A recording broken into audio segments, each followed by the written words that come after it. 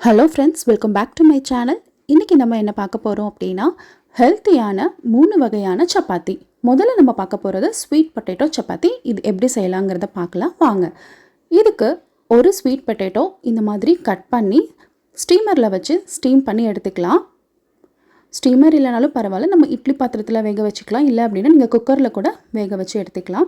வேக வச்சதுக்கப்புறமா அதோட தோலெல்லாம் நல்லா எடுத்துட்டு இந்த மாதிரி நீங்கள் துருவிக்கோங்க கிரேட்டரில். அப்படி இல்லை அப்படின்னா நீங்கள் நல்லா மேஷ் பண்ணிக்கோங்க. மேஷ் பண்ணிவிட்டு ஒரு பவுலில் எடுத்துக்கலாம். இப்போது 1 கப் கோதுமை மாவு சேர்த்துக்கலாம். இது கூடவே 1 டீஸ்பூன் மிளகாய்த்தூள்,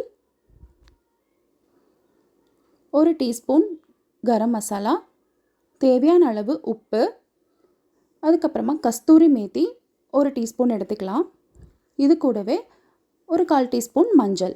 இது எல்லாமே சேர்த்து நல்லா மிக்ஸ் பண்ணிக்கோங்க. நார்மலாக சப்பாத்தி பிசைகிற அளவுக்கே அதே மாதிரி கொஞ்சமாக தண்ணி சேர்த்து நீங்கள் இந்த மாதிரி பிசைஞ்சு எடுத்துக்கோங்க.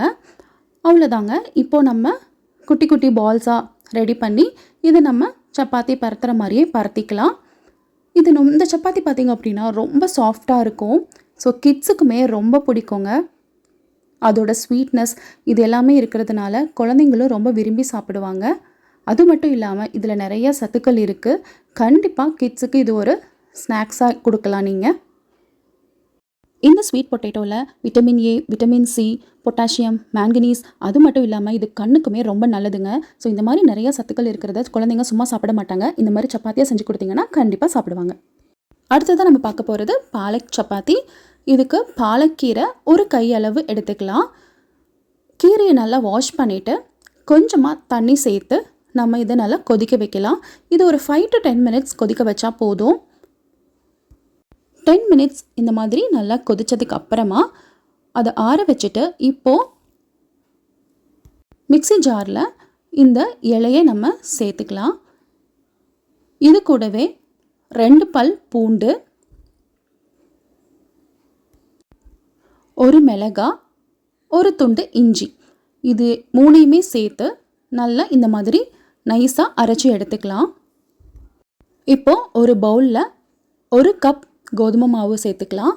இது கூட இப்போ நம்ம அரைச்சி வச்சுருந்த இந்த பியூரியை அது கூட சேர்த்து தேவையான அளவு உப்பு சேர்த்து நல்லா மிக்ஸ் பண்ணிக்கோங்க.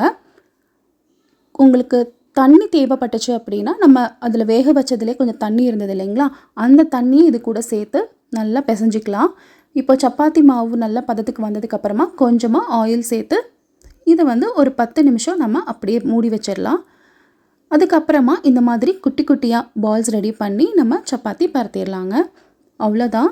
ரொம்ப சிம்பிளான டிஷ் தான். பட் இதுவும் பார்த்திங்க அப்படின்னா கீரை நம்ம குழந்தைங்க சும்மா கொடுத்தா சாப்பிட மாட்டாங்க. பட் இந்த மாதிரி நம்ம சப்பாத்தியில் சேர்த்து கொடுத்தோம் அப்படின்னா குழந்தைங்க கண்டிப்பாக விரும்பி சாப்பிடுவாங்க. குழந்தைங்க மட்டும் இல்லைங்க, பெரியவங்களுக்குமே இது ரொம்ப நல்லது தான். கண்டிப்பாக நீங்களும் ட்ரை பண்ணி பாருங்கள். இந்த கீரையில் vitamin A, vitamin K, vitamin C, iron போன்ற சத்துக்கள் இருக்குங்க. கண்டிப்பாக நீங்கள் வாரத்துக்கு ஒரு முறை இதை உங்கள் உணவில் சேர்த்துக்கிட்டீங்க அப்படின்னா இது உங்களுக்கு ரொம்பவுமே ஹெல்த் பெனிஃபிட்ஸ் தான். கண்டிப்பாக நீங்கள் இதை ட்ரை பண்ணி பாருங்கள். அடுத்ததான் நம்ம பார்க்க போகிறது கேரட் சப்பாத்தி. இதுக்கு நான் ஒரு பெரிய கேரட் எடுத்திருக்கேன். இந்த கேரட்டை நல்லா வாஷ் பண்ணிவிட்டு தோல் நல்லா சீவிட்டு சின்ன சின்னதாக கட் பண்ணி எடுத்துக்கலாம். இந்த கேரட் சப்பாத்தி ரொம்பவுமே டேஸ்ட்டாக இருக்குங்க.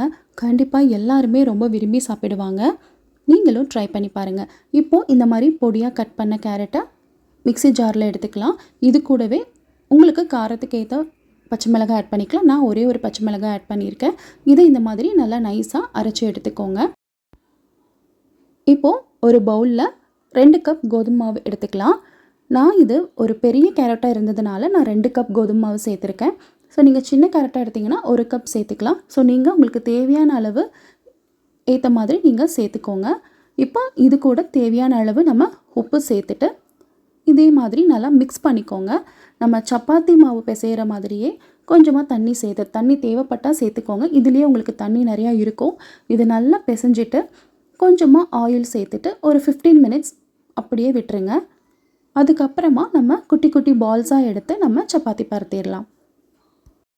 கேரட்டில் விட்டமின் ஏ, விட்டமின் சி இருக்குங்க. இது வந்து கண்ணுக்கு ரொம்பவுமே நல்லது. அதனால் இது நீங்கள் அடிக்கடி உங்கள் ஃபுட்டில் சேர்த்துக்கிட்டீங்க அப்படின்னா ரொம்பவுமே நல்லது. அதுக்கு குழந்தைங்களுக்கும் வந்து இந்த மாதிரி சப்பாத்தி மாதிரி செஞ்சு கொடுத்தீங்க அப்படின்னா அவங்களுக்கு ரொம்பவுமே விரும்பி சாப்பிடுவாங்க. கண்டிப்பாக நீங்கள் இதை ட்ரை பண்ணி பாருங்கள். இந்த 3 சப்பாத்தியுமே நீங்கள் குக் பண்ணும்போது நார்மலாக நம்ம சப்பாத்தி குக் பண்ணுற மாதிரி குக் பண்ணாலே போதுங்க. உங்களுக்கு ரொம்ப ஈஸியாக இது வந்து நீங்கள் செஞ்சிடலாம். கண்டிப்பாக நீங்களும் ட்ரை பண்ணி பாருங்கள்.